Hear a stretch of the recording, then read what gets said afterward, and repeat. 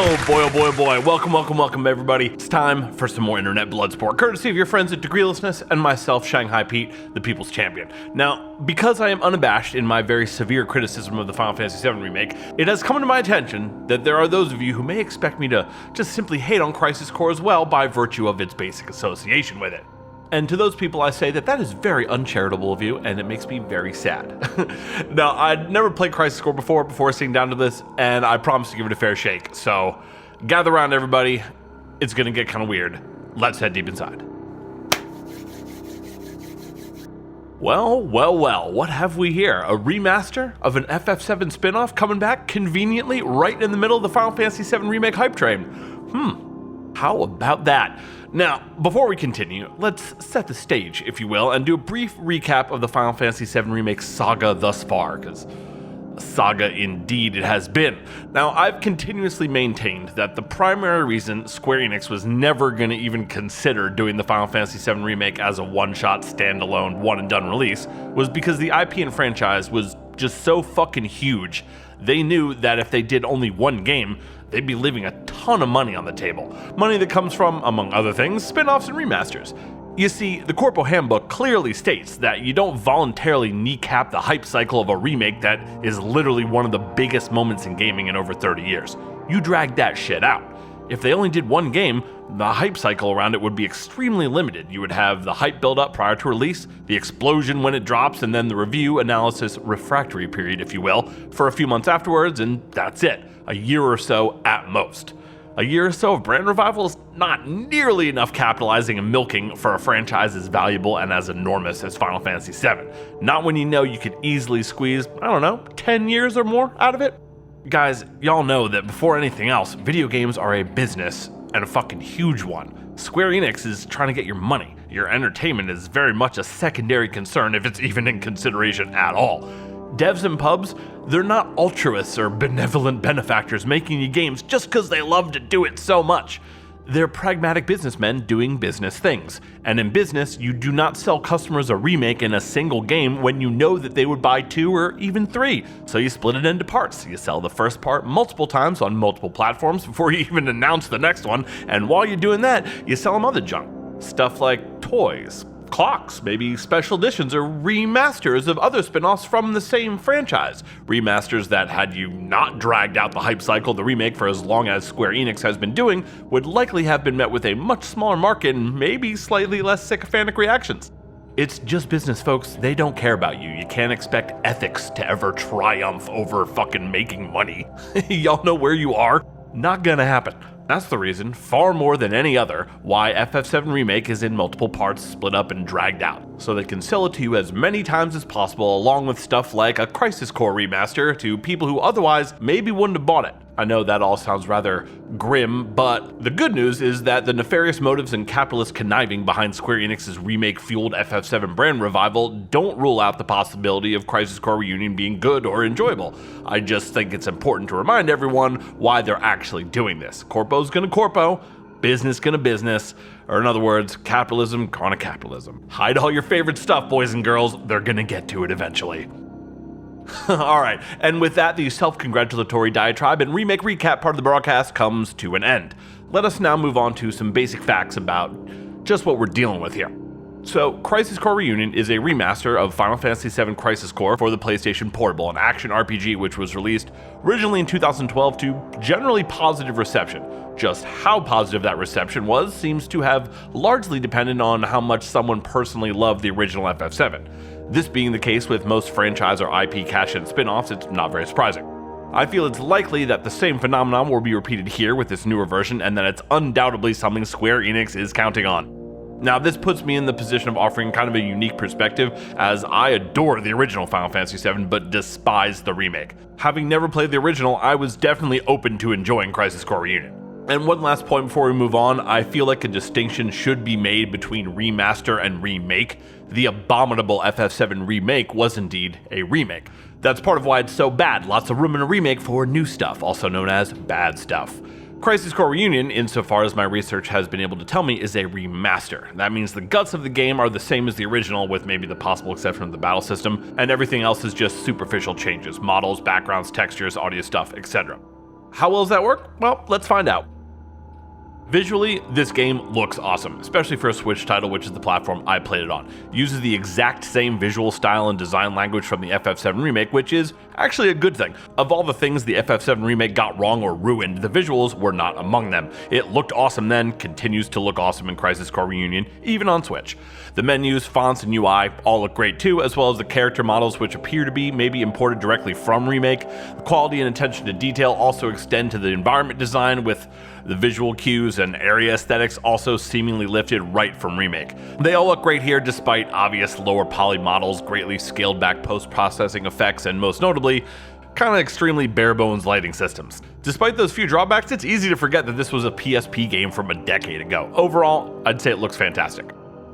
It is also worth mentioning that the updated soundtrack sounds phenomenal, manages to be a highlight even amongst the generally very high quality of the other new and upscaled assets. I was pleasantly surprised to find myself vibing out to the new battle theme and its metal guitars. This is extremely refreshing considering how often updated or rearranged soundtracks can be little more than just the originals flailing around in their own waste.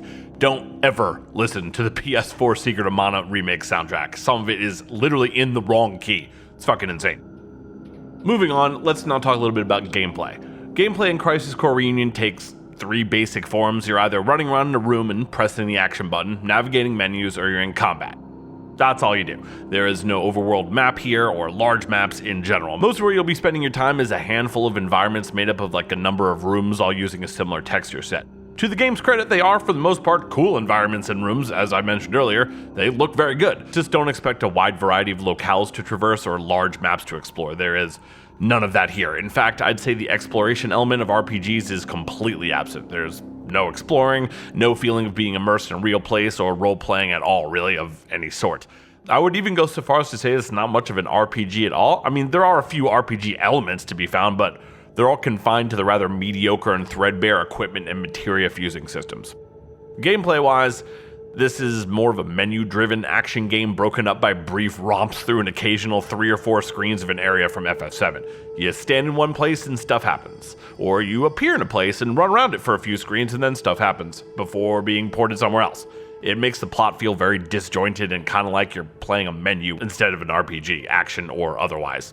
The result is a game that suffers any moment that you're not actively in combat. Fortunately, the action and combat are crunchy, fun, and fast. The difficulty seems kind of poorly tuned though, vacillating wildly between absurdly easy or unbeatable, though every now and then you get a fight that seems pretty well balanced. I don't know what the battle system was like in the original version of Crisis Core. I've been told it was much less active, but now it's a pretty straightforward action game affair. You lock on, spam attacks, specials, etc. It's simple, but it is a lot of fun and works exceptionally well. It's been years since I played Remake, but if memory serves, it seems like this combat system, much like a lot of the art assets, design language, was lifted directly from there, and actually, that's great. This type of battle system feels far more appropriate here than it did when it was used as a replacement for the turn-based classic ATB system of the original FF7. Why Square Enix has recently been having so much trouble matching combat systems to the correct game genre, I have no idea, but it's a pleasant surprise that they managed to do it correctly here as opposed to stuff like FF16, which looks more like a Devil May Cry game for some reason. The last thing that we need to mention is, of course, the ludicrously named Digital Mind Wave system. Though it's cloaked in a bunch of fun graphics and tied into the more RPG elements of the game in some extremely loose ways, it's really just an RNG chaos system that causes random buffs and effects during combat. Is it fun? Yeah, sure, it's cool, but again, it's just random chaos. It could even be argued that since it is utterly random and uncontrollable, removing it may have had better outcomes on the actual combat balancing and mechanics. It's really not that serious though. In the end, it's just a little bit of chaos, and chaos is something I'd like to think of myself as an advocate for, so we can let it slide. Lastly, we must discuss the story, as Crisis Core does rely so heavily on its identity as part of the Final Fantasy VII universe to not only be relevant, but also, I would argue, even remotely stand out in an otherwise oversaturated genre. Oversaturated with much better games, I might add. Just think about it, and I said the same thing about the FF7 Remake. Strip all the FF7 out of here. Would anyone play this? I honestly don't think so. Yeah, the combat system's cool, it's a lot of fun, but other than that, the FF7 identity is all that it has. You take that away, and you just have some mediocre action game. You think anyone's picking this up if it doesn't say Final Fantasy VII on it? Yeah, no fucking shot. Man, Square Enix has just so thoroughly lost their way in recent times. It's really heartbreaking. Why is everything an action game from them now? Final Fantasy 15, Final Fantasy 16, Final Fantasy 7 Remake, Final Fantasy 7 Crisis Core. Like, did you guys forget you were the RPG company? You were a storytelling, role-playing game dev. That's what earned you loyal fans and customers. That's what you were good at. In some respects, it's actually not surprising that the more they try to repackage their once great and iconic RPG worlds and stories into hack job action games, the more fans are turned off. I mean, it's sad, but not surprising. Sad because there's not really a question as to why they're doing it. They're doing it because this must be where the money is, and that fucking sucks. But alright, if you're gonna do that, you need to fucking nail it. Crisis Core needed to unimpeachably justify and cement its place as required canon for the Final Fantasy VII universe. Does it pull it off?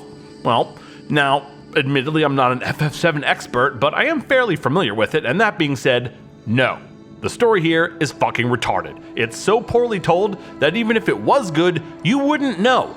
It's like Final Fantasy Peace Walker, for fuck's sake, barely literate fanfiction, and to make matters worse, it's just very excited about itself, but without any good reason. Like, what am I supposed to be feeling here? Oh my god, Buster Sword origin story? Yeah, no one gives a shit. The Buster Sword can go fuck itself for all I care. You shouldn't need to be some frothing at the mouth FF7 weeaboo fanboy to just enjoy this game. That shouldn't be a requirement.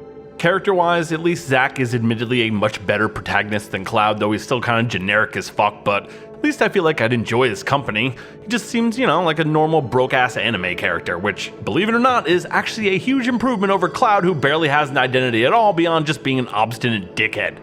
An identity that Crisis Core could have helped with instead of doubling down on the ridiculously convoluted idea of, I think I'm Zack. That's always been nothing but needless complication of the story, doing nothing to affect the overall outcome. Cloud could just as easily have been some dorky, brooding military operator who lost his parents with a crush on a girl from his hometown. It's classic, it's simple, it needs nothing else. That was fine. Mixing him up with Zack was a completely unforced error. In fact, you could almost say that Zack as a character is unnecessary. I mean, the entire story of Crisis Core isn't even necessary.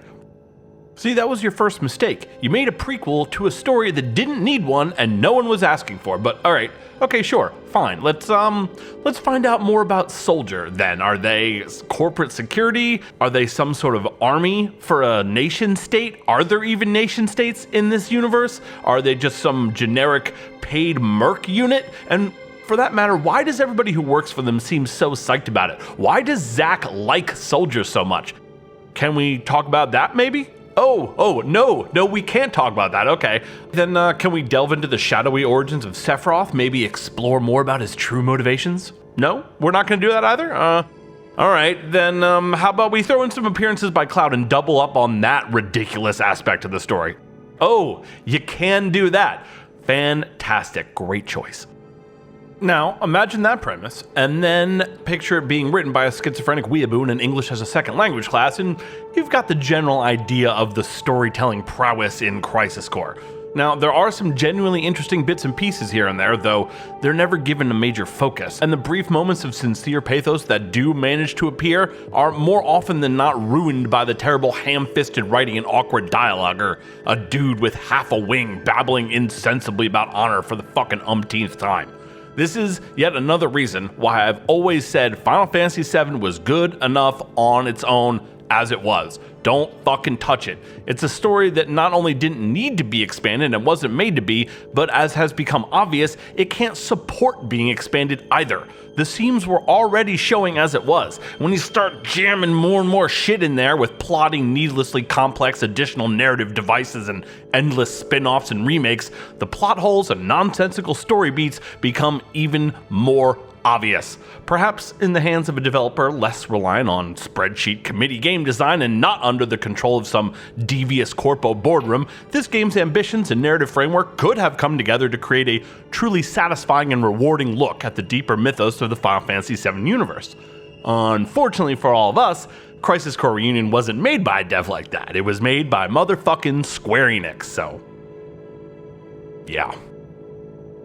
Before we wrap this up, I did want to just take a moment to talk about, I guess, the meta of reviewing games these days, and how much it sucks that it's no longer effective or even relevant to critique a game from a design perspective anymore. You have to do it from a business revenue perspective. There's nothing to be gained from asking, well, why does that mechanic work like that? How does it feed into the synchronicity to the gameplay loop or combat design? Because none of those considerations are made by developers anymore when they design the games. Instead, mechanics and gameplay features are created from the directive of how does this get people to spend more money, not how does this make the game better. Games are now just a support structure for profit devices more than anything else. How can you even evaluate a game when you be judging it by criteria or standards that weren't even considered by the developers? These days, judging a game based on how much fun it is and how well designed it is like a food critic judging a cheeseburger on how many miles per gallon it gets. That has nothing to do with it.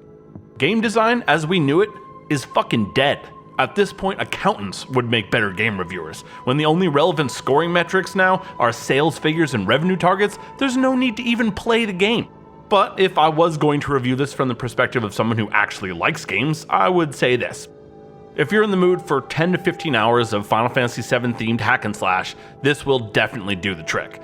Though the key part there being FF7 themed, because without the tie-ins to Final Fantasy VII, this is just a mediocre action game with some pallid tacked-on RPG features. Overall, not very remarkable in any way. It's average at best, especially from a company that used to be known specifically for how well they make RPGs. The missions add a good amount of distraction from the otherwise mind-numbing linearity of the game, and the battle system and combat mechanics are admittedly lots of fun, but that's about it. I stopped really enjoying myself somewhere around chapter 5. Past that, I had to actively force myself to finish it just so I could do this review. I just wasn't having fun anymore.